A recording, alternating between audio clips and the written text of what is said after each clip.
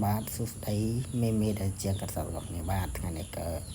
បងម៉ូទៅដែរបងគឺមកថតមកសតទៀតដែរបងបើស្អែកនេះក៏មកសក់ជិះខ្ពស់បងរបៀបដូច PM ដែរអញ្ចឹងណាតែយើងទុកឲ្យលើ set អញ្ចឹងណាបងឥឡូវខ្ញុំកំពុងតែ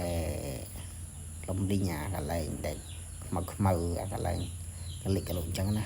ក្បាលគាត់ស្អាតដែរតែគាត់คลิกកលុចច្រើនអញ្ចឹងណាឥឡូវយើងកំពុងតែលុញវាអញ្ចឹងណាយកបន្ត្រៃលុញអាកន្លែងខ្មៅអញ្ចឹងណាហើយនិយាយរំដេញខ្ញុំមកសូវកាត់បានស្អាតដែរបងដោយសារជាងអត់បានរៀនទៅ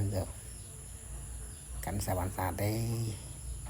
មើលតែបងតាម YouTube ដែរអញ្ចឹងណាតាម TikTok Facebook ដែរអញ្ចឹងណាហើយក៏កាត់តាមអញ្ចឹងណាចន្លងក្រៅយើងរៀនកាត់តាមអញ្ចឹងទៅតែបើកាត់មិនស្អាតអីបងអីក៏មកកាន់អីដោយសារខ្ញុំនឹកជាបានតែរៀននៅសាលាអញ្ចឹងណាពេលយើងលួចមើលគេអញ្ចឹងទៅ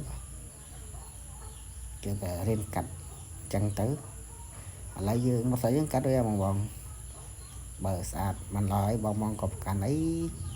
ហ្នឹងហើយជួយ comment ប្រាប់ផងអញ្ចឹងណាថាស្រឡាញ់ចូលចិត្តវីដេអូបងធ្វើទៅបងកុំភ្លេចជួយ comment ម្នាក់មួយផងដើម្បីឲ្យខ្ញុំនេះមានកម្លាំងចិត្តថតជាវីដេអូ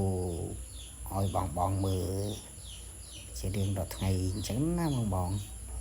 ថ្ងៃបងដៃថ្មីដៃចៃបើពេលថាខ្ញុំកាន់មិនឡើយបងកុំប្រកាន់អីអញ្ចឹងណាបង